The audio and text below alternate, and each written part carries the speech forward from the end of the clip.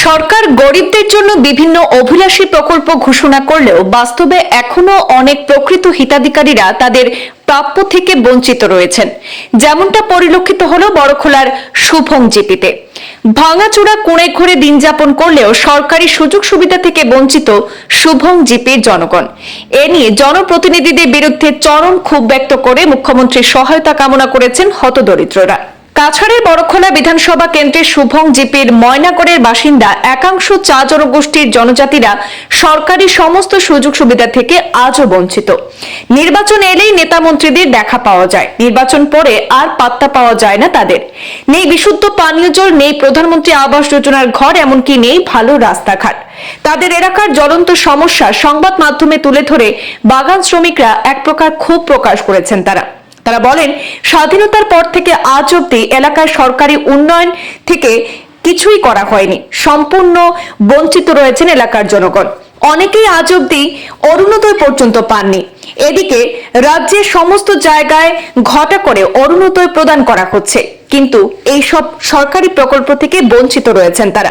এছাড়াও সরকারি বিভিন্ন যোজনা থেকেও বঞ্চিত তারা।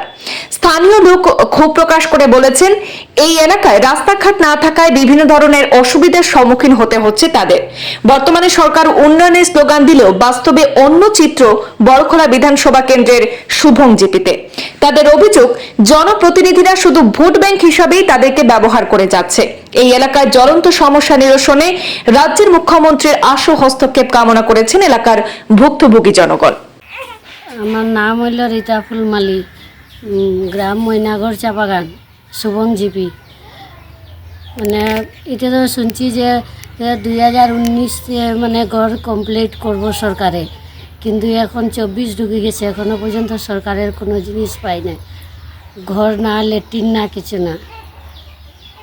এর মধ্যে যে চাউলের যে রেশন কার্ডে যে চাউলও দেয়, এটার মধ্যে নাম আছে 4 জন, কিন্তু চাউল পায় 2 জন।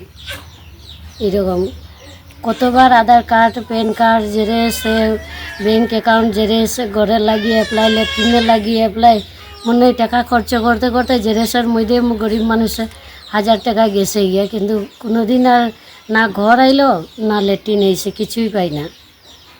আর আমরা তো অরুণোদয়ের কতবার অ্যাপ্লাই করলাম, কিন্তু অরুণোদয়ও কিচ্ছু না। আমরা বোলার ময়নাগড়ের অঞ্চলের মানুষ, অতদিন যদি যাবত আমরা ভোট দিতেছি, অথচ আমরা ঘর পাইতেছি না। সবারই এই অঞ্চলের কেউই ঘর হয়েছে না। আমরা ঘরটা পাইলে খুবই খুশি হইতাম। আর এই দৃষ্টি আকর্ষণ করতেছে আমরা যেন আমরা ঘরটা ফেসে পাইতেছি না, ঘরটা যে আমরা পাইতেছি না, ঘর তো না পাওয়াতে অসুবিধা হইতেছে, অনেকের অসুবিধা হইতেছে। ঘরটা পাইলে খুবই ভালো হইব, ওটাই আর কি আমরা সরকারের কাছে আবেদন করতেছি যাতে আমরা ঘরটা পাই। নির্বাচনের সময় সবাই তো কথা বলে, কিন্তু সেই কথার আর কোনো, পরে ইলেকশন শেষ আর কথাও শেষ, আর পাওয়া যায় না কেউরি। ইলেকশনের পরে কেউরি পাওয়া যায় না। ইলেকশন শেষ, আমরাও তো বিধানসভার বিধায়ক যে আসেন, একদিনও তো আসবেন না, আমরা এদিকে কোনো খবরাখবরই নিন না। ওটাই হলো ব্যাপার আর কি। মানে যেই ইলেকশন শেষ হয়ে যায়, ভোট আমরা দিলাম শেষ, ভোটের মানে গণতান্ত্রিক প্রক্রিয়ায় আমরা ভোট অধিকার দিলাম শেষ, অধিকার যে আমরা শেষ হয়ে যায়, আর পরে আমরা কেউ খবর হয় না। 5 বছর জায়গা, 5 বছর পরে আবার আইবা, আবার ভোট দেওয়া আমরা দিব, কিন্তু তারা আর করেন না। তো এই অবস্থায় চলতেছে আমরা এই এটা মুখ্যমন্ত্রী এইটাই জানাতে চাই যাতে আমরার মতো যে গরিব খুব অসহায় মানুষ যারা আছে, তারা যেন ঘরটা হয়, তারা যেন ঘর এবং ল্যাট্রিন তারা পায়, এটাই আবেদন করতেছি আমি। সে থেকে ময়নাগড় গ্রাম থেকে এটা হইতেছে যে যেন ময়নাগড় চা বাগানে মানুষের অনেক কষ্ট হইতেছে ঘর দরজার জন্য। যে বর্ষা দিনে এসেছে মানুষ খুবই ভীষণ কষ্ট করবো ঘরের লাগে।